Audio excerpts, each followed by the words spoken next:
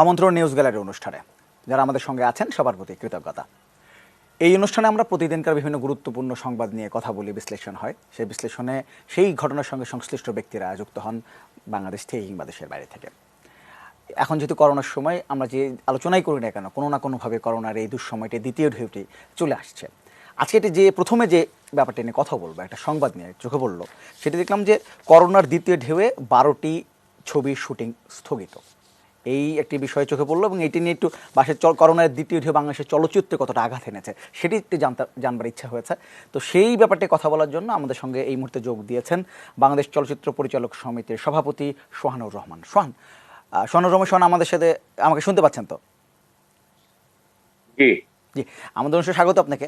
আমি যে কথাটি দিয়ে আসলে শুরু করলাম, যে এই করোনার দ্বিতীয় ঢেউয়ে বাংলাদেশের চলচ্চিত্রে আসলে কতটা আঘাত হানলো, কি অবস্থা এখন এই করোনার দ্বিতীয় ঢেউ শুরু হওয়ার পর? আসলে যেটা দ্বিতীয় ঢেউ, তো আমরা প্রথম ঢেউটা পার করে মোটামুটি একটা অবস্থান তৈরি হয়েছিল, আবার শুটিং শুরু হয়ে গেছিল সব ক্ষেত্রেই। আবার সবাই আমরা চিন্তা করছিলাম যে আবার নতুন করে কাজ হবে, অনেকগুলো ছবিরও কাজ শুরু হয়ে গেছিল। সেগুলো প্রায় এখন তো প্রায় সবাই এখন বন্ধ হয়ে গেছে, কারণ যে অবস্থান চলছে এখন, যে অবস্থা, তাতে করে আমাদের অনেক শিল্পী, অনেক টেকনিশিয়ানরাই অলরেডি করোনায় আক্রান্ত হয়ে গেছে। এবং যে কারণেই এখন মনে হচ্ছে যে কাজগুলো আমাদের বন্ধ করতে বাধ্য হচ্ছে। যারাও কাজ করতে চাচ্ছে তাদেরকে আমরা বলছি যে সরকারি যেহেতু অনেক প্রতিষ্ঠানই চলছে, সবাই 50% জনবল কমিয়ে দিয়ে কাজ করছে, সেই ক্ষেত্রে যদি কেউ রেসপন্সিবিলিটি নিয়ে নিজের কাজ করতে চায় সেখানে আমাদের কোনো আপত্তি নাই, কিন্তু যদি তাকে অবশ্যই সেই সরকারি স্বাস্থ্যবিধি মেনে, নিয়ম কানুন মেনে কাজ করতে হবে। সেভাবে হয়তো অনেকে কাজ করতে পারে, তবে আমাদের চলচ্চিত্রের এমনি একটা দারুণ খারাপ অবস্থা যাচ্ছে সেই মুহূর্তে। এই প্যান্ডামিক পজিশনটা আমাদের জন্য আসলে খুব ভয়াবহ হয়ে গেল। এর মধ্যে আমাদের একজন পরিচালক মারা গেলেন, আজকে ইন্দ্রমোহন রাজবংশী মারা গেলেন। তো এই সব মিলিয়ে আসলে অবস্থাটা খুব আমরা ভালো দেখছি না। এই সামনেই তো ঈদ, রোজার পরে ঈদ, 1 মাস পরে, এই সময়টাতে জি, আসলে চলচ্চিত্র সবচেয়ে বেশি ব্যস্ত সময় যাবে এবং একটা লক্ষ্য নিয়ে কাজ ব্যস্ত করা হয়। সময়, জি হ্যাঁ। জি। তো এই এই এই যে একটা, জি জি যদি আরো একটু প্রলং করে বা লকডাউন সময়টা প্রলং করে, যদি আরো একটু মানে বাড়ে সময়টা, বা এই করোনার পরিস্থিতি যদি ভালো না হয়, তাহলে তো আপনি যেটি বলছিলেন যে চলচ্চিত্র তাহলে আরো আরো বড় ক্ষতি সম্মুখীন হতে আরো হবে। বড় বড় বড় ধ্বংসের মুখে পড়ে যাব আমরা। আচ্ছা, মানে এটা নিয়ে মানে কারণ এই যে জি। নাটকে যারা করে, হুম যারা মনে করেন নাটক করে, নাটকের সবারই সিজন এটা। হুম ঈদের জন্য অনেক নাটক তৈরি হবে, হুম অনেকগুলো চ্যানেলের জন্য সবাই ব্যস্ত থাকবে, হুম কিন্তু তখন এগুলো বন্ধ হয়ে গেলে আসলে এটা পুরোপুরি দুটো ইন্ডাস্ট্রি, আমাদের চলচ্চিত্র বলেন আর টিভি মিডিয়া বলেন, সব ক্ষেত্রে আমাদের জন্য একটা ভয়াবহ অবস্থা বিরাজ করবে। এখানে আমরা মাঝখানে শুনেছিলাম যে আপনার চলচ্চিত্র যারা সংশ্লিষ্ট আছেন তারা এক ধরনের প্রণোদনার কথা বলছিলেন, সরকারি সাহায্যের কথা বলছিলেন। এইটা আসলে কতটা প্রয়োজন এখন? না, এটা তো অনেক বেশি প্রয়োজন এখন। আমরা প্রথম ঢেউ যেটা ছিল, প্রথমে আমরা আমরা বিভিন্ন জনের কাছ থেকে কালেকশন করে আমরা বিভিন্ন যাদের খুব বেশি প্রবলেমে ছিল তাদেরকে আমরা সহযোগিতা করেছিলাম। কিন্তু এবার অবস্থাটা আমরা নিজেরাই বুঝতে পারছি না কি হবে আলটিমেটলি। হয়তো আমাদেরকে আবার নামতে হবে মাঠে, নেমে হয়তো আমরা চেষ্টা করব সবাইকে সহযোগিতা করার। আচ্ছা, ধরুন শুটিং হলো, আপনার যেভাবে বলছিলেন যে অনেকে হয়তো 50 ভাগ কর্মী নিয়ে বা নিজের দায়িত্ব নিয়ে হয়তো কাজ করে দায়িত্ব রাখছে, নিয়ে হ্যাঁ হয়তো জি। নিজে শুটিং করলো, কিন্তু যে অবস্থা চলছে তাতে তো মনে হচ্ছে না যে খুব সহজে সিনেমা হলগুলো খুলে দেওয়া হবে বা বিনোদন কেন্দ্রগুলো খুলে দেওয়া হবে। যদি তাই হয় না তাহলে না, আসলে তাই হ্যাঁ। সিনেমা হল গুলো খোলা, তাই কারণ সিনেমা হলে এমনি লোকে যাচ্ছিল না ভয়ে। আচ্ছা। সে তারপরে ছবি নাই, কন্টেন্ট নাই, হুম হুম অনেকদিন যাবত কাজ হচ্ছে না, প্রায় 1 বছর 1.5 বছর কাজ বন্ধ হয়ে আছে। সেখান থেকে ছবি হলগুলো চালাতে পারছে না, হুম। যার জন্য এখন এই অবস্থা থেকে স্থগিত হয়ে গেছে। এরপরে যদি নতুন ছবি না হলে তো সিনেমা হলগুলো খোলা রাখার কোনো মানেই হয় না। তাহলে সোহান ভাই, তাহলে যদি আপনাকে জানতে চাই যে তাহলে চলচ্চিত্র অবস্থা তাহলে এখন কি, কোথায় গিয়ে দাঁড়াচ্ছে, আপনারা কি দেখছেন সামনে তাহলে? আমরা দেখছি যে আমাদের জন্য এখন সরকারকে একটু এগিয়ে আসতে হবে। যদি মাননীয় প্রধানমন্ত্রী জননেত্রী শেখ হাসিনা আমাদের দিকে একটু তাকান, তাহলে আমার মনে হয় যে আমরা একটু, কারণ আমাদেরকে যে পরিমাণ আমাদের প্রণোদনা পাওয়ার কথা সেভাবে কিন্তু এখন পর্যন্ত আমরা পাইনি সেটা সরকারি থেকে। আচ্ছা আচ্ছা, আমরা বাইরের যে গুলো দেখছি যে যখন এই অবস্থা, যখন সিনেমা হলগুলোতে মানুষ যেতে পারছে না বা খুব একটা সহজ হচ্ছে না, কম মানুষ যাচ্ছে প্যান্ডেমিকে ভয়, তখন এই ওয়েব মাধ্যমগুলোতে বা এই অনলাইনগুলোতে ইন্টারনেটের মাধ্যমে সিনেমা মুক্তি দেয়া বা এই নানা ধরনের এই ব্যাপারগুলো হচ্ছে, জনপ্রিয় হচ্ছে। বাংলাদেশে আপনারা যারা কাজ করছেন তারা কি এই ধরনের কোনো চিন্তা ভাবনা করছেন কিনা? না, এরকম তো চিন্তা ভাবনা, ওয়েবের কাজ অনেকগুলোই হচ্ছে, ওটিটি প্ল্যাটফর্মের কাজও হচ্ছে, সবই কাজ করছে, কিন্তু সেগুলো এখন নতুন করে তো আর কেউ কোনো কাজ করতে পারছে না। সব পুরোনো কাজ যাদের কমপ্লিট করা ছিল হয়তো তারাই হচ্ছে। আর ওয়েব থেকে আমাদের এখানে এখনো সেই পরিমাণ টাকা আসে না, কিংবা ওটিটি প্ল্যাটফর্ম থেকে আমরা সেই পরিমাণ টাকা পাচ্ছি না যেটা দিয়ে আমাদের খরচ উঠে কিছুটা প্রফিট আসবে। এটা একটা আমাদের জন্য অনেক সমস্যা দেখা দিচ্ছে। আচ্ছা, এই যে যারা এই মানে কি বলবো যে যে সমস্যাটা তৈরি হলো বা এই যে একটা প্যান্ডেমিক সমস্যা তৈরি হলো, এবং এই মহামারীর সময় নতুন আপনারা যে যারা নতুন এই মানে প্রথম ঢেউটি পার করে দ্বিতীয় ঢেউয়ের আগে মুহূর্তে আপনারা বলছিলেন যে মোটামুটি পার করে এসেছিলেন, নতুন সিনেমা অনেকে হাত দিয়েছিলেন, জি জি, মানে যারা দিয়েছিলেন তারা আসলে মানে কোন সাহসে বলে আসলে এই কাজটা শুরু করলেন? কারণ এটা ছিল তো একটা ভয় তো ছিল যে দ্বিতীয় ঢেউ আসতে পারে, এরকম ভয় তো ছিল না, ভয় তো ছিল যে তারপরে তো মনে করেন প্রোটেকশন দিয়ে তারপরে টিকাটা এসে গেছিল, টিকা দিচ্ছিল, অনেকে টিকা নিয়ে নিচ্ছিল, সেগুলো দিয়েই আসলে সবার একটা মোটামুটি সাহস এসে গেছিল যে না আমাদের আর তাহলে এখন আমরা ফাইট করতে পারবো। কিন্তু এখন তো ফাইট করার অবস্থাও দেখা যাচ্ছে যে টিকা নেওয়ার পরেও অনেকেই আক্রান্ত হয়েছে আবার এতে করোনায়। তো এখন সেই অবস্থাতে এখন সেকেন্ড ডোজ নেওয়ার পরে বোঝা যাবে যে কি অবস্থাটা হয়। আপনাদেরকে, তবে আমরা খুবই বিপদে আছি। যারা আপনারা শিল্পী কিংবা প্রযোজক পরিচালক এরা বসেছিলেন একসাথে বা বসবেন এমন কোনো পরিকল্পনা আছে কিনা আপনাদের? জি জি, আমরা বসে অনেক সময় অনেক পরিকল্পনাই করেছি, কিন্তু আমাদের বর্তমান অবস্থাটা আমরা বুঝতে পারছি না, কারণ যেভাবে এবারে আক্রান্ত হয়েছে এরকম আক্রান্ত কিন্তু আমাদের আগে হয় নাই। আচ্ছা, ধন্যবাদ ধন্যবাদ শোন আমাদের সাথে যোগ দেওয়ার জন্য, এবং প্রত্যাশা করছি যে এই দুঃসময় কেটে বাংলাদেশের চলচ্চিত্র আবারও তার সহমর্মে ফিরে আসবে। ধন্যবাদ আপনাকে। আবার সুদিন ফিরে আসবে ইনশাল্লাহ, আমরাও সেই আশা করছি। ধন্যবাদ আপনাকে। ধন্যবাদ আপনাকে। দর্শক, শুনছিলেন বাংলা চলচ্চিত্র অবস্থা বা এই মহামারীর এই সময় চলচ্চিত্রের কি অবস্থা, একটা দুঃসময় যাচ্ছে। আমরা যদি কয়েকটি সংবাদের দিকে যাই, মানে একদম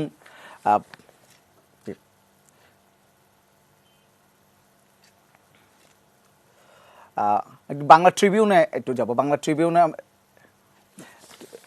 ট্রিবিউনে আমি দেখছিলাম এই চলচ্চিত্র এই যখন করোনার এই সময় বেশ কয়েকটি কিন্তু নতুন খবর আছে, আমি দেখতে পাচ্ছি, একটু খুলতে একটু সময় লাগছে। আমরা বাংলা ট্রিবিউনে দেখতে পাচ্ছি এই যদি মহামারীর খবর আসে তাহলে পহেলা বৈশাখে নতুন যে খবরটি হচ্ছে পহেলা বৈশাখে জনসমাগম করা যাবে না, সেই একটি নির্দেশনা এসছে। এটি আজকে করোনা পরিস্থিতি অনলাইনে বাংলা সংস্কৃতি মন্ত্রণালয় একটি চিঠি দিয়েছে। এখানে বলা হয়েছে করোনা পরিস্থিতি অনলাইনে বাংলা নববর্ষ পালনের নির্দেশ দিয়েছে সংস্কৃতি মন্ত্রণালয়। বুধবার মন্ত্রণালয়ের চিঠিতে এই নির্দেশনা জানানো হয়। এতে বলা হয় কোনো অবস্থাতেই জনসমাগম করা যাবে না। চিঠিতে বলা হয় জনসমাগম নয় এমন অনুষ্ঠান পরিহার করে সম্ভব হলে অনলাইন বা ভার্চুয়াল প্ল্যাটফর্ম অনুষ্ঠানে আয়োজন করার জন্য অনুরোধ জানানো হলো। কোনো অবস্থায় জনসমাগম করা হবে না। এর আগে গত বছরও পরিস্থিতি এমন করোনা পরিস্থিতির জন্য ছায়ানটের বর্ষবরণ অনুষ্ঠান ও মঙ্গল শোভাযাত্রা অনুষ্ঠিত হয়নি। সে সময় বিভিন্ন সংগঠন ভার্চুয়ালি বর্ষবরণের আয়োজন করা হয়েছিল। অর্থাৎ এবারও কিন্তু পহেলা বৈশাখের অনুষ্ঠানটি হচ্ছে না। এইখানে কিন্তু জীবন জীবিকার একটি বড় ঝামেলা হয়ে গেছে, কারণ আমরা দেখতে পেয়েছি এই পহেলা বৈশাখে অনুষ্ঠানটি ঘিরে অনেক ধরনের আয়োজন থাকে। আমরা অনেক যে সংবাদে করেছে অনেক জায়গায়, সেখানে আমরা দেখতে পেয়েছি যে বিশেষ করে ফ্যাশন হাউসগুলো এই পহেলা বৈশাখকে কেন্দ্র করে যে নানা ধরনের পোশাক নিয়ে এসেছিল এই লকডাউনের পরিস্থিতিতে এবং করোনা পরিস্থিতির কারণে, কিন্তু এই পুরো ব্যাপারটাই এখন অনিশ্চয়তায়। আসলে তারা ব্যবসা করতে পারবেন না। ক্ষতির আমরা বাংলা সিনেমার ক্ষতির যে কথাটা বলছিলাম, একই অবস্থা কিন্তু সেখানেও আমরা দেখতে পেয়েছি। এবং আরেকটি ব্যাপার আছে, আরেকটি সংবাদ আছে এই বাংলা ট্রিবিউনেই, সেটা হচ্ছে আগামী 11 এপ্রিলে দেওয়া হচ্ছে না স্বাধীনতা পুরস্কার। এই খবরটি এসছে, এটিও আজকের খবর। সেটি হচ্ছে যে আগামী 11 এপ্রিল বাংলা স্বাধীনতা পুরস্কার দেওয়ার তারিখ করা হয়েছিল। আজকে তো এক সরকারি তথ্য বিবৃতিতে বলা হয়েছে সেটিও করা হবে না। গত 24শে মার্চ ওসমানী মিলনায়তে স্বাধীনতা পুরস্কার হস্তান্তরের সময় নির্ধারণ করা হয়েছিল, সেটিও কিন্তু করোনা ভাইরাসের কারণে বন্ধ ঘোষণা করা হয়। এবং তখন 24শে মার্চ ঘোষণা করা হয় যে 11 এপ্রিল নতুন তারিখ, নতুন করে এই স্বাধীনতা পুরস্কার দেওয়া হবে। স্বাধীনতা পুরস্কার 2021, এবারকার স্বাধীনতা পুরস্কার 2021 পেয়েছেন 9 জন বিশিষ্ট ব্যক্তি একটি প্রতিষ্ঠান, এবং 7ই মার্চ স্বাধীনতা পুরস্কারের জন্য মনোনীত ব্যক্তিদের তালিকা প্রকাশ করা হয়েছে। তখন বলা হয়েছিল 24শে মার্চ স্বাধীনতা পুরস্কার যারা পেয়েছেন তাদেরকে পুরস্কার তুলে দেওয়া হবে তাদের হাতে, কিন্তু করোনা ভাইরাসের কারণে সেটি সম্ভব হয়নি। এরপর নতুন তারিখ ঘোষণা করা হয়েছে 11 এপ্রিল।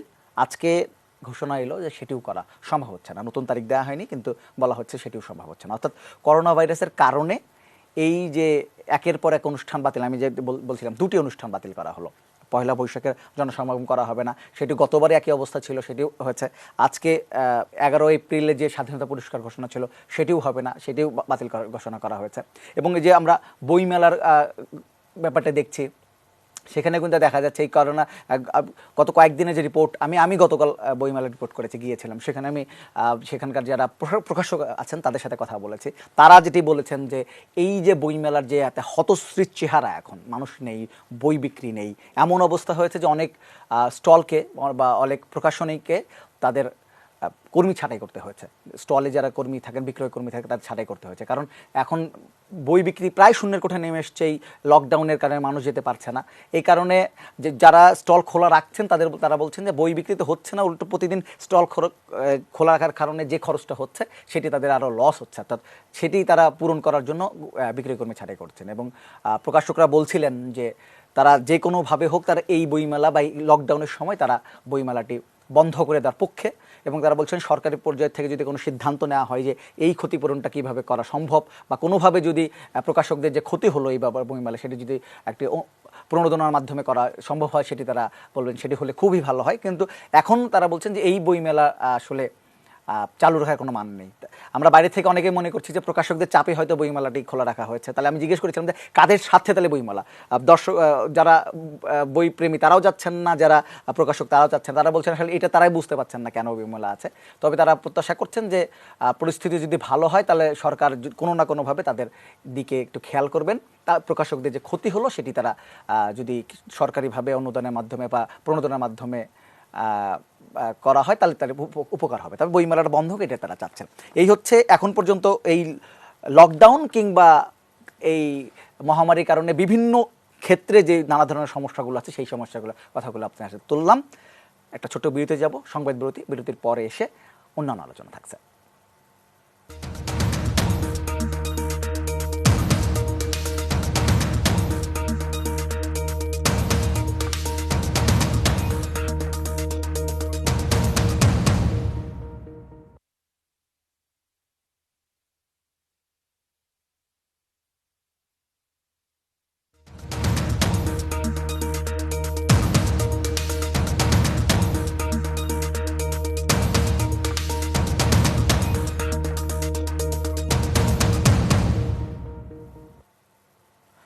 বিরতির পর আবারও আমন্ত্রণ নিউজ গ্যালারি অনুষ্ঠানে।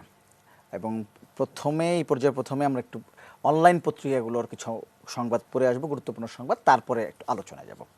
আমরা bdnews24.com প্রথমে একটু সেখানে যেতে চাই। সেখানে একটি খবর হচ্ছে উবারের গাড়ি মিলবে এখন, তারা এই সংবাদটি দিয়েছে, শিরোনাম করেছে করোনা ভাইরাসের বিস্তার রোধে লকডাউনের মধ্যে সরকারের নির্দেশনা মেনে উবার বাংলাদেশ তাদের সেবা চালু করেছে। উবারের মুখপাত্রকে উদ্ধৃত করে তারা বলছে বাংলাদেশের সরকার ও বাংলাদেশ সড়ক পরিবহন কর্তৃপক্ষের নির্দেশনা মেনে উবার এক্স প্রিমিয়ার ও ভাড়া হিসেবে গাড়ি পরিষেবা আবার চালু করছে। তবে উবার মুখপাত্র মোটরসাইকেল রাইড শেয়ারিং সেবা চালুর বিষয়ে কোনো সিদ্ধান্ত জানায়নি। গত 31শে মার্চ বাংলাদেশ সড়ক পরিবহন কর্তৃপক্ষ বিআরটিএ এক চিঠিতে রাইডিং শেয়ার সেবার কোম্পানিগুলোকে পরবর্তী নির্দেশ না দেওয়া পর্যন্ত মোটরসাইকেল রাইডিং শেয়ার সেবা নিষেধাজ্ঞা জারি করেছিল। পাশাপাশি অন্যান্য মোটরসাইকেলেও চলাচলের যাত্রী পরিষেবায় তারা একটা নির্দেশনা ছিল, কিন্তু যেহেতু বাস চলা শুরু করে, সিটি সার্ভিসগুলো চলা শুরু হয়েছে, উবার জানিয়েছে তারা নিয়ম মেনে এখন থেকে উবারের যে গাড়ি সেই গাড়ি সার্ভিসটা তারা চালু করছে। অর্থাৎ কালকে থেকেই যারা উবারে যাওয়া আসা করেন, বিশেষ করে গাড়ি সেবাটি নেন, তারা সেই সেবাটি পাবেন। এটি একটি খবর, গুরুত্বপূর্ণ খবর। কারণ এখন অনেকে আসলে এই সেবাটি গ্রহণ করেন। আরেকটি বিডি নিউজ 24 আরেকটি খবর, ডি8 শীর্ষ নেতারা বসছেন বৃহস্পতিবার। উন্নয়নশীল দেশগুলোর জোট ডি8 এর শীর্ষ নেতারা বৃহস্পতিবার বৈঠক করবেন। 10ম এই সম্মেলনের শীর্ষ বৈঠক ভার্চুয়াল প্ল্যাটফর্ম অনুষ্ঠিত হবে। এতে সভাপতিত্ব করবেন বাংলাদেশের প্রধানমন্ত্রী শেখ হাসিনা। বৃহস্পতিবার দুপুর 2টা থেকে অনুষ্ঠিত শীর্ষ বৈঠকে জোটের দেশগুলো রাষ্ট্র সরকার প্রধানরা বক্তব্য দেবেন। বাংলাদেশের সঙ্গে বর্তমানে জোটের সদস্য মিশর, Indonesia, Iran, Malaysia, Nigeria, Pakistan ও তুরস্ক এতে যোগ দেবে। এবার জোটের 10ম সম্মেলন ঢাকায় হওয়ার কথা ছিল। করোনা ভাইরাস মহামারীর পরিবর্তিত পরিস্থিতিতে শীর্ষ বৈঠক ভার্চুয়াল অনুষ্ঠিত হচ্ছে, এটি একটি খবর। আচ্ছা, এই সম্মেলনে আগামীকাল বর্তমান সভাপতি তুরস্কের কাছ থেকে সভাপতির দায়িত্ব নেবে বাংলাদেশ। এর মেয়াদ হবে পরবর্তী 2 বছর, এটি একটি খবর। আমরা যদি পরে যাই, আচ্ছা আরেকটি খবর আছে, ছোট্ট করে একটু জানাতে চাই বিডি নিউজের। সেটি হচ্ছে মহামারীর 1 বছরে বিশ্বের বেড়েছে ধনীর সংখ্যা। আমরা যখন মানে যারা এই জীবন জীবিকার যুদ্ধের কথা বলছি, নানা কথা বলছি, তখন কিন্তু মহামারীর 1 বছরে বিশ্বে বেড়েছে ধনীর সংখ্যা, এমন একটা সংবাদ তারা করেছে। করোনা ভাইরাস মহামারীর এই চরম দুর্দিনেও ধনীরা আরও ধনী হয়েছেন, বেড়েছে তাদের আয়। মঙ্গলবার প্রকাশিত ফোর্বস ম্যাগাজিনে 35তম বার্ষিক বিলিয়নিয়ারদের তালিকায় এবার যুক্ত হয়েছে নতুন আরও 660টি নাম। ম্যাগাজিনের প্রতিবেদনে জানানো যায়, নতুন যুক্ত হওয়া 660 বিলিয়নের মধ্যে 493 জনই প্রথমবারের মতো এই তালিকায় যুক্ত হয়েছেন। অর্থাৎ এই মহামারীর এই সময়েও 493 জন নতুন 100 কোটিপতি জন্ম হয়েছে, এটি একটি খবর। অতিদিনেতে এই এলিট তালিকায় সদস্যদের মোট সম্পদের পরিমাণ বেড়েছে 5 ট্রিলিয়ন। টানা চতুর্থবারের মতো এই তালিকায় শীর্ষে আছেন অ্যামাজনের প্রধান জেফ বোজেসের মোট সম্পদের পরিমাণ বর্তমানে $177 বিলিয়ন। 151 বিলিয়ন ডলারের মোট সম্পদ নিয়ে দ্বিতীয় স্থানে আছেন টেসলার প্রধান ইলন মাস্ক। এছাড়া মাইক্রোসফট ও বিল এন্ড মেলিন্ডা গেটস ফাউন্ডেশনের সভাপতি বিল গেটস $124 বিলিয়ন নিয়ে চতুর্থ অবস্থানে আছেন। ফেসবুকের প্রতিষ্ঠাতা মার্ক জাকারবার্গ আছেন 5ম স্থানে। এবং এশিয়ার মধ্যে ভারতের মুকেশ আম্বানি $84 বিলিয়ন মালিক হিসেবে এই তালিকার 10ম স্থানে আছেন, এই দক্ষিণ এশিয়ার নাগরিক হিসেবে। নিউজ বাংলা 24 সেখানে আছে, বৈশাখে চালু হবে দেশের বৃহত্তম করোনা হাসপাতাল। এটি করোনা ভাইরাস আক্রান্ত রোগীদের সুচিকিৎসা নিশ্চিত করতে আইসোলেশন সেন্টার হিসেবে ব্যবহৃত ঢাকা উত্তর সিটি কর্পোরেশনের মহাখালী মার্কেটকে দেশের সবচেয়ে বড় হাসপাতাল হিসেবে রূপান্তর করা হয়েছে। এটি কার্যকর আগামী 1 বৈশাখেই চালু করা হবে বলে জানানো হয়েছে। এটি ভালো খবর। এই সময়তে এখানে বলা হয়েছে হাসপাতালটির পরিচালক brigadier general A K M Nasiruddin news বাংলাকে জানিয়েছেন, হাসপাতালটি সেনাবাহিনী দ্বারা পরিচালিত হবে। শুধুমাত্র করোনা রোগীরা এই হাসপাতালে চিকিৎসা নিতে পারবেন। এখানে 1000 সাধারণ বেড রাখা হয়েছে এবং 100টি আইসিইউর ব্যবস্থা করা হয়েছে এবং 112টি হাই ডিফেন্সি ইউনিটের ব্যবস্থা রাখা হয়েছে, যা দেশে করোনা বিশেষায়িত হাসপাতালের মধ্যে সবচেয়ে বড় হাসপাতাল হবে। এটি একটি ভালো খবর। দেশের সবচেয়ে বড় করোনা হাসপাতালটি চালু হতে যাচ্ছে এই 1 বৈশাখের।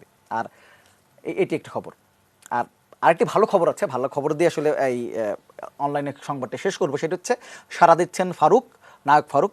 আশাবাদী চিকিৎসকরা কিংবদন্তি অভিনেতা ও ঢাকা 17 আসনের সংসদ সদস্য আকবর হোসেন পাঠান ফারুক 2 সপ্তাহ ধরে সিঙ্গাপুরের একটি হাসপাতালে আইসিইউতে আছেন। গত 21 মার্চ থেকে কোনো সাড়া দিচ্ছিলেন না তিনি। গতকাল 6 এপ্রিল এই তথ্য জানিয়েছিলেন তার পুত্র। আজ একটি সুখবর দিয়েছেন, তিনি বলেছেন যে 7 এপ্রিল ডাক্তারদের ডাকে সাড়া দিয়েছেন তার বাবা, অর্থাৎ অভিনেতা এবং ঢাকা 17 আসনের সংসদ সদস্য ফারুক সাড়া দিয়েছেন এবং তার পরিবার থেকে তার জন্য দোয়া চাওয়া হয়েছে। এটি একটি খবর। এবং তিনি কিন্তু করোনা আক্রান্ত হয়েছিলেন একসময়, তারপর তার স্বাস্থ্য অবনতি হয় এবং তিনি চিকিৎসার জন্য সিঙ্গাপুরে যান। সেখানেই তিনি হঠাৎ করেই আইসিইউতে তাকে নিতে হয়। এই সাথে শেষ করছে আজকের অনলাইনের যে সংবাদ পড়া সেটি। না, আমি আসলে যেটা বলছিলাম যে রাজশাহীতে আসলে শুরু থেকেই, মানে যখন থেকে লকডাউনের ঘোষণাটা দেওয়া হয়েছিল তখন থেকেই কিন্তু এখানকার যারা ব্যবসায়ীরা রয়েছেন তারা সেদিনই সংবাদ সম্মেলন করেছেন, তারা লকডাউন মানেন না সেই বিষয়টাকে সামনে নিয়ে। এবং এখানকার যারা সিটি কর্পোরেশনের মেয়র, বিভাগীয় কমিশনার, তাদের কাছে তারা সেই সংবাদপত্রের কপি সেটা কিন্তু পৌঁছে দিয়েছেন। এবং প্রথম দিনই যেদিন লকডাউনটা শুরু হলো সেদিনই তারা রাস্তা অবরোধ করে বিক্ষোভ করেছেন এবং দীর্ঘ সময় ধরে তারা এই বিক্ষোভটা করেছেন। যদিও প্রথম দিন রাজশাহীর জেলা প্রশাসনের ভ্রাম্যমাণ আদালত তাদেরকে সেই দোকানপাটগুলো খুলতে দেয়নি তো, কিন্তু দ্বিতীয় দিন থেকেই কিন্তু তারা দোকানপাটটা খুলতে শুরু করে দিয়েছেন। এবং রাজশাহীর সবচেয়ে বড় যেটা বিপণী বিতান আর যে মার্কেট বলা হয় যেটাকে, সেই দোকানটা কিন্তু আজকে সম্পূর্ণই খোলা ছিল এবং সেখানে দোকানপাট তারা ব্যবসা করেছেন। আর এর বাহিরেও রাস্তার ধারে যে দোকান মার্কেট গুলো রয়েছিল, যেমন আজকে কাপুরপট্টি যেটা যে এলাকাটা বলা হয়, সেই এলাকার কাপড়পট্টি বস্ত্র ব্যবসায়ী যারা রয়েছেন তারা কিন্তু সেখানে আজকেও তাদের বস্ত্র দোকান যারা ব্যবসায়ী রয়েছেন তারা তাদের দোকানগুলো খুলে দেওয়ার জন্য আজকে তারা মুভমেন্ট করেছেন। ফলে সব মিলে বলা যায় যে যারা আসলে রাজশাহীতে সব ব্যবসায়ীরাই তারা তাদের দোকানপাট গুলো খোলা রাখতে চাচ্ছেন। যদিও যেহেতু আরটি মার্কেটের সব দোকানগুলো খোলা রয়েছে, বস্ত্র ব্যবসায়ীরা খুললে আসলে আহ মানে রাজশাহীতে যে লকডাউন সেইটার আসলে কোনো বালাই থাকবে না, যে আসলে লকডাউন কেউ মানবেন নাই বলা যায়। আচ্ছা। কারণ আজকে আমরা দেখলাম যে হলো আপনার অন্যান্য যে ইলেকট্রনিক্স এর দোকানগুলো হুম। যেগুলো বন্ধ ছিল গতকাল পর্যন্ত, সেই ইলেকট্রনিক্স এর দোকানগুলো কিন্তু আজকে খুলে দেওয়া হয়েছে। আচ্ছা। আহ, আর যদি আপনাকে যানবাহনের কথাগুলো বলি, সেগুলো তো ব্যাপক মাত্রায় রাস্তায় স্বাভাবিক সময়ের মতোই ভিড় ছিল। আহ, আর রাজশাহীতে লেগুনা যেটা হলো এই যানবাহনটা গতকাল বন্ধ ছিল, আজকে থেকে আহ, জেলা উপজেলার মধ্যে যে চলাচলের জন্য লেগুনা, সিএনজি এবং বাস, যেহেতু রাজশাহী সিটি কর্পোরেশন এলাকার মধ্যে বাস চলাচল করে না, কিন্তু বাসগুলো আমরা দেখেছি যে বাস হলো আন্ত উপজেলার মধ্যে সেই বাসগুলো চলাচল করছিল। ধন্যবাদ, ধন্যবাদ বুলবুল আমাদের সাথে যোগ দেওয়ার জন্য, অসংখ্য ধন্যবাদ আপনাকে। আচ্ছা দর্শক, আমরা জি, এই আপনাকেও মুহূর্তে ধন্যবাদ। একটা ছোট্ট বিরতিতে যাচ্ছি। বিরতির পর এসে আমরা কি আলোচনা করব।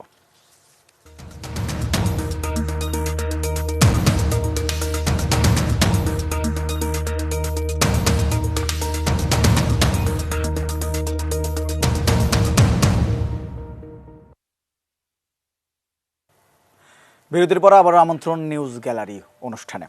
আমরা বিরতির আগে সিরাজগঞ্জের ডেইলি অবজারভার ও দৈনিক বণিক বার্তার প্রতিনিধি অশোক ব্যানার্জির সঙ্গে যুক্ত হওয়ার চেষ্টা করেছিলাম, তিনি আমাদের সঙ্গে যুক্ত হয়েছেন। অশোক ব্যানার্জি, একটু সিরাজগঞ্জের তথ্য জানতে চাই। সেখানে আজকে দেখতে পেলাম যে প্রায় অনেক টাকা জরিমানা করেছে সেখানকার আইন শৃঙ্খলা বাহিনী, কিংবা যদি বলি মোবাইল কোর্ট, এই লকডাউন মানতে না চাওয়া কিংবা আইন অমান্য করায়। তো একটা জেলা শহরে এত টাকা জরিমানা করা হচ্ছে, তাহলে নিশ্চয়ই সেখানে লকডাউনের পরিস্থিতি খুব একটা ভালো নয় মনে হচ্ছে। জি, রেজন ভাই, আপনি জানেন যে সিরাজগঞ্জ সরকার যে 5 তারিখ থেকে যে লকডাউন ঘোষণা করেছে, আসলে সিরাজগঞ্জের সেই একই অবস্থা। আপনার যে যানবাহন যেমন ইজি বাইক, রিক্সা, সিএনজি, এগুলো কিন্তু প্রথম দিন থেকে চলাচল করছে। বাস, আপনার আন্তজেলা বাস যেগুলো, সেগুলো ছেড়ে যাচ্ছে না। আর ব্যবসায়ীর যে কথাটা বলছেন, সেটা হচ্ছে প্রথম দিনে সিরাজগঞ্জেও আপনার ব্যবসায়ীরা কিন্তু তাদের দোকান বা ব্যবসা প্রতিষ্ঠান খোলার দাবিতে এখানে বিক্ষোভ মিছিল করেছেন, মানববন্ধন করেছেন এবং জেলা প্রশাসকের মাধ্যমে তারা স্মারকলিপিও দিয়েছেন। তাদের কথা যে তারা সীমিত মানে যে স্বাস্থ্যবিধি মেনে তারা ব্যবসা প্রতিষ্ঠান খুলবেন। আসলে লকডাউনের যে প্রকোপ বা লকডাউনের যে পরিধি, এখানে কিছুই নেই বলতে গেলে। অবশ্য জেলা প্রশাসনের পক্ষ থেকে ইতিমধ্যে আপনার প্রায় 22 জন ম্যাজিস্ট্রেট মাঠে কাজ করছেন। আমি একটা তথ্য দিতে চাই, সেটা 5ই এপ্রিল থেকে আপনার আজকে পর্যন্ত প্রায় আপনার 32-33টি মোবাইল টিম ভ্রাম্যমাণ আদালত ইয়ে করে প্রায় 1.5 লক্ষাধিক টাকা জরিমানা করা হয়েছে সিরাজগঞ্জে। ম্যাজিস্ট্রেটরা কাজ করছেন, পুলিশ বাহিনীও কাজ করছে, তারা ফেস্টুন, ব্যানার এবং আপনার মাস্ক বিতরণ করছেন। পুলিশ বিভাগ থেকে প্রায় 20,000 মাস্ক বিতরণ করা হচ্ছে, জেলা প্রশাসন থেকে প্রায় 16-17 হাজার মাস্ক বিতরণ করা হচ্ছে। অর্থাৎ মানুষ কিছুতেই যেন মানতে চাচ্ছে না। আমার যেটা মনে হয় যে সেটা হলো যে, আমার মনে হয়েছে সেটা হলো যে আইন প্রয়োগকারী যারা বা আইন কার্যকরী যারা আছেন, তারা চাচ্ছেন যে সেটা হলো যে আইন প্রয়োগ করে নয়, বাধ্যবাধকতা না করে মানুষকে সচেতন করে আসলে লকডাউন যতটা কার্যকরী করা যায়। আসলে মানুষ কেন মানতে চাচ্ছেন না, এটা এখন কিছুই মনে হচ্ছে না। রিজন ভাই, আমি জানি, আপনাকে একটা তথ্য জানিয়ে রাখি, সেটা হচ্ছে সারা দেশের মতো সিরাজগঞ্জে কিন্তু আপনার যে কোভিড-19 এর যে আক্রান্তের যে ঊর্ধ্বগতি, আমি বলি 5 তারিখে আপনার আমার সিরাজগঞ্জে আক্রান্তের সংখ্যা ছিলেন 63জি, পরীক্ষা নমুনা করে 15 জন আক্রান্ত হয়েছিলেন। 6 তারিখে 103 জনের মধ্যে 26 জন আক্রান্ত হয়েছেন। আর আজকে 135 জনের মধ্যে 28 জন আক্রান্ত হয়েছেন। অর্থাৎ আমি যদি আপনার হার ধরি, তাহলে কিন্তু 25%। অর্থাৎ 25% সিরাজগঞ্জে করোনা আক্রান্তের হার আছে। তার মানে আমার কিন্তু আক্রান্তের হার আছে। এবং সবচেয়ে একটি বড় কথা, যেটা আমাদের 2টি ল্যাব আছে এখানে, আপনি জানেন যে করোনা যে পরীক্ষার যে করার ল্যাব আছে, সেখানে আপনার 188 জনের আপনার নমুনা পরীক্ষা করা সম্ভব। কিন্তু মানুষ কিন্তু সেখানে নমুনা দিতে আগ্রহ হচ্ছে না। তার মানে মানুষের মধ্যে একটি যে করোনা ভাইরাস আসতে যে কত সংক্রমিত হচ্ছে। আর আপনি জানেন যে আমাদের কিন্তু ধরনটা পাল্টেছে, বিভিন্ন ধরনের মানুষ, বিভিন্ন বয়সী মানুষ কিন্তু আক্রান্ত হচ্ছে। তা জি আমাদের জি এখানে লকডাউন জি জি অশোক আসলে ব্যানার্জি, বুঝতে বুঝতে পেরেছি। আপনি আপনি আপনি যেটা বলছিলেন যে প্রশাসন চাচ্ছে না যে আইন প্রয়োগ না করে সচেতনভাবে মানুষকে সচেতন করে আইন মানানো বা লকডাউন যেন ভালোভাবে পালন করে সেটি মানানো, কিন্তু সেটি আসলে কতটা সম্ভব এরই মধ্যে আমাদের আসলে অভিজ্ঞতা হয়ে গেছে, সেটি হয়তো খুব একটা সম্ভব না। তাও প্রত্যাশা করব মানুষের বোধোদয় হবে এবং মানুষ এবং নিজের ভালোটা নিজে বুঝবে এবং নিজের এটাই আসলে প্রত্যাশা করা যায়। আর কি বলবো, আমাদের সঙ্গে এই মুহূর্তে ধন্যবাদ আপনাকে আমাদের সাথে যোগ দেওয়ার জন্য, অশোক ব্যানার্জি। জি জি, ধন্যবাদ ভাই। এবং আমাদের সঙ্গে এই মুহূর্তে যোগ দিচ্ছেন সাইদ রিমন, আমাদের সাথে যোগ দিয়েছেন সাইদ সাইদ রিমন। আসলে এই জন্য যোগ দিচ্ছেন আমাদের সঙ্গে, সেটা হচ্ছে তিনি যে কারণ তাকে ডেকেছি, তিনি আমার করোনা ভাইরাস এই বা মহামারী শুরু হওয়ার পর থেকেই তিনি মানুষকে সচেতন করা, মাস্ক পরিধান করা কিংবা করোনা এই যে দূরত্ব মেনটেন করা, ঘরে থাকা, এসব ব্যাপারে সচেতন করার চেষ্টা করছেন, একদম মাঠ পর্যায়ে গিয়ে সচেতন করছেন। আমরা বিভিন্ন ছবিতে তারা দেখেছি। তিনি প্রথম ধাপ যখন করোনা আসে তখন লকডাউন ছিল, তখন তিনি মানুষকে সাহায্য করেছেন, আমরা সেই ছবি দেখেছি, তার সাথে কথা বলেছে। তো সেই জন্য সাইদ রিমনকে আসলে ডাকা যে তিনি যদি মানুষকে সচেতন করেন। তো দ্বিতীয় ঢেউ যখন শুরু হলো, সাইদ রহমান আপনি কি দেখছেন আসলে এই আপনার আবার কি সচেতন কার্যক্রম জোরদার করেছেন কিনা, কিংবা মানুষের যে আসলে প্রথম ঢেউয়ের পরেও দ্বিতীয় ঢেউ এসে যে এক ধরনের উদাসীনতা স্বাস্থ্যবিধি না মানার ব্যাপারটাতে বা মানার ব্যাপারে, সেই ব্যাপার নিয়ে দেখে আপনি একটু হতাশ কিনা? আসসালামু আলাইকুম। রেজওয়ান ফয়েজ ভাই, আপনাকে ধন্যবাদ। ধন্যবাদ এটিএন নিউজকে। আসলে যখন প্রথম ঢেউয়ের সময় থেকে শুরু করি, আমি কাজ শুরু করি বেসিক্যালি 2019 সালের শেষের দিকে যখন চীনের প্রকোপটা দেখা দিল। তো আমি তারপরে 2020-এর ফেব্রুয়ারি থেকেই আমি আমার যেই স্থির চিত্র আছে সেগুলোর মাধ্যমে মানুষকে বাসে, বিভিন্ন পাবলিক প্লেসে যে করণীয় যে বিষয়গুলো আছে, যেমন মাস্কের পরতে উদ্বুদ্ধ করা, হ্যান্ড স্যানিটাইজার ব্যবহার করা, এই বিষয়গুলো নিয়ে আমি তখন থেকেই কাজ শুরু করি। এবং এরপরে যখন লকডাউন শুরু হয়ে গেল 2020 সালের মার্চের শেষের দিকে, তো তখনও আমি ঘরে বসে থাকিনি। আমি তখন নেমে গেলাম হলো সাধারণ মানুষকে, যারা শ্রমিক, দিনমজুর, তারপরে আপনার বিভিন্ন অসহায় মানুষদের সাহায্য এগিয়ে আসার জন্য, এবং এই জন্য আমাকে অনেকেই সহযোগিতা করেছেন। তো সেই অভিজ্ঞতাটাও আমার তখন আছে যে লকডাউন হলে আসলে আমাদের দেশের জন্য যে কতটা অসহায়ত্ব আমার জন্য, সেটাও আমি দেখেছি। তো এরপরে এখন সেই 1 বছর হয়ে গেল আমাদের, আসলে সেই পর্যায়ে এসে আমরা এখনো দ্বিতীয় যে ঢেউতে এসে পড়ে গেলাম। আমার মনে হয় যে করোনা আক্রান্তের সংখ্যা ওই সময় থেকে এখন আরো প্রকোপটা অনেক বেশি দেখা যাচ্ছে। তো এখন এই পর্যায়ে আপনি যেটা বললেন যে আমি প্রচারণাটাও আসলে ওরকম ভাবেই বাড়িয়ে দিয়েছি, কারণ ঘটনা হলো যে দেখলাম যে মানুষের প্রচারণার বিকল্প নেই। আমরা আসলে একটু অসচেতনতা আমাদের মধ্যে বেশি বিরাজ করে, আমরা আসলে অনেক কিছু মানতে চাই না। কিন্তু এই করোনা ভাইরাস রোধে আসলে এই লকডাউনটাও আমি মনে করি যে আমাদের অনেকটা গাফিলতির কারণ আমরা গত 1 বছরে যখন একটু করোনার আক্রান্তের সংখ্যাটা কমে আসলো, তখন কিন্তু আমরা আসলে হাল ছেড়ে দিচ্ছি যে আসলে মনে হয় এটা আমাদের মধ্য থেকে চলে গেছে। কিন্তু এক পর্যায়ে এসে আমরা দেখলাম যে বাস্তবতা কিন্তু সম্পূর্ণ উল্টো। তো এখন আমি যেটা করতেছি সেটা হলো যে আমি নিজ উদ্যোগী, আপনি জানেন যে এই কাজটা আমি নিজ উদ্যোগী করে যাচ্ছি, এবং সেখানে মাস্ক বিতরণ করতেছি। বিভিন্ন পেশাজীবী যে শ্রমিকরা আছেন, বা আমার পাশে যদি কেউ চলার পথে দেখি যে মাস্ক পরিধান করছেন না, তাকে আমি মাস্ক পরার জন্য একটা মাস্ক দিচ্ছি, আমার সবসময় সাথে আমি রাখছি মাস্ক, যাতে মানুষ পরে। এবং সবচেয়ে বড় ব্যাপার হলো আমার সাথে হ্যান্ড স্যানিটাইজার থাকে। আমি পথে ঘাটে যখনই সুযোগ পাই আমি ক্যাম্পেইন করি, এই প্রচারণার আওতায় মানুষকে নিয়ে আসার চেষ্টা করতেছি, এবং আমি কিন্তু সাড়া পাচ্ছি। আসলে সচেতনতার বিষয়টা আমরা যে কেউই এটা করতে পারি যার যার অবস্থান থেকে। আচ্ছা, আপনার পাশে একটা লোক জীবন একটু একটু একটু জানতে চাইবো যে এই যে আপনি যখন বলছেন যাতে মাস্ক বিতরণ করছেন, হ্যান্ড স্যানিটাইজার দিচ্ছেন, তো মাস্ক যখন আসলে এখন যে অবস্থা করোনা ভাইরাসের সঙ্গে যুদ্ধ করার তো প্রায় 1 বছর পার হয়ে গেল, এখনো যখন আপনাকে আসলে মাস্ক আরেকজনকে দিতে হয়, হ্যাঁ, তখন আসলে আপনার একটু খারাপ লাগে না যে আসলে এখন তো সবার পকেটে পকেটে মাস্ক থাকার কথা, মুখে মুখে মাস্ক থাকার কথা যখন বাইরে যাবে, তখন যে আরেক আসলে এখনো মাস্ক বিতরণ করতে হচ্ছে এখনো এই সময়টাতে এসে, তখন কি খারাপ লাগে না একটু যে আসলে 1 বছর ধরে আপনি সচেতন করছেন মানুষকে বা সারা বাংলাদেশে সচেতন আমি করছেন? কিন্তু ওটা জি, একটু গাফেলতি আমাদের তো আছেই, সেটা আমি কিন্তু বলে নিচ্ছি, কিন্তু এত জনবহুল দেশে আসলে আপনি সবাইকে একটা একই আমব্রেলার মধ্যে নিয়ে এসে সচেতন করা বা এই জিনিসটা কিন্তু একটু ডিফিকাল্ট। আর আমরা হলো যে একটু জাতিগত ভাবেই এই জিনিসগুলো একটু মানতে চাই না। যেমন আপনি সেই থেকেই দেখবেন যে এখনো আহ, যারা মোটামুটি ধরেন অনেক আছে, আমি দেখেছি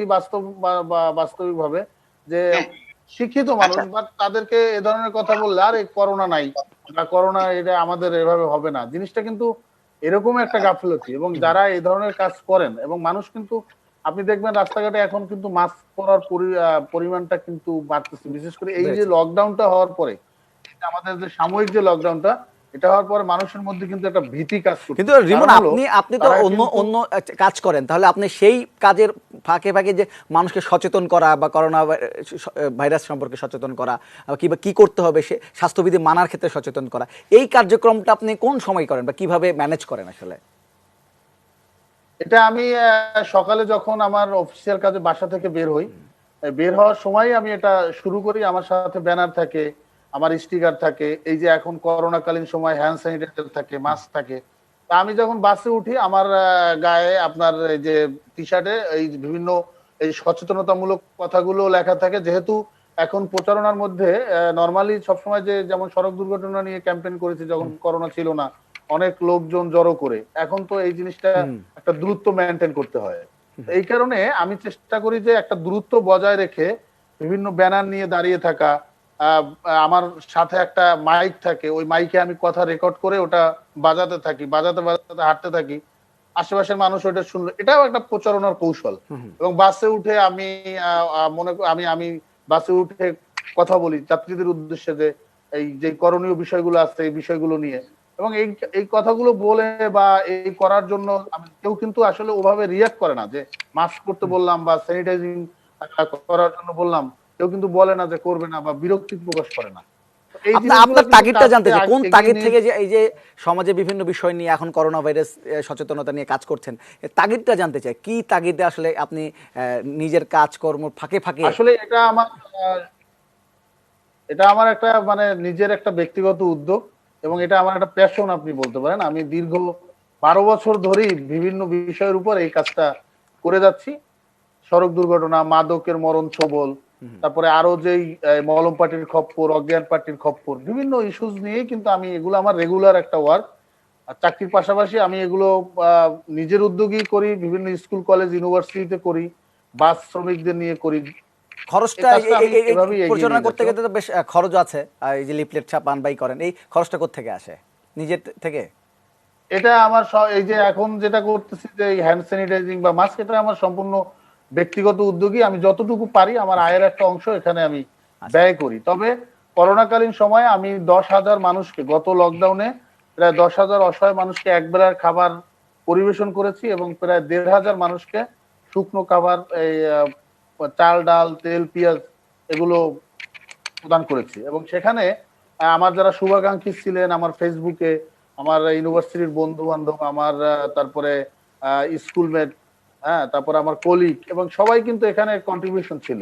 ওই সময়টাতে আমাকে সবাই তারাই উদ্বুদ্ধ করছে, এবং আমিও এগিয়ে গিয়েছি এবং ঘরের বাইরে গিয়ে কিভাবে মানুষকে সহায়তা করা যায়। এবং ওই শুরুটা দেখেন, এখানে একটা ইন্টারেস্টিং ঘটনা, সেটা হলো 29শে মার্চ 2020-এ আমি ঘরের বাইরে যাই, তখন মানে রাস্তার পরিস্থিতি দেখে মনে হলো যে কিছু করা দরকার। মানে দুইজন পথ শিশু এসে আমার কাছে খাবার চাইলে, তখন বিকেল 5টা বাজে। তো আসলে তখন হোটেল রেস্টুরেন্ট বন্ধ, খাবার নাই।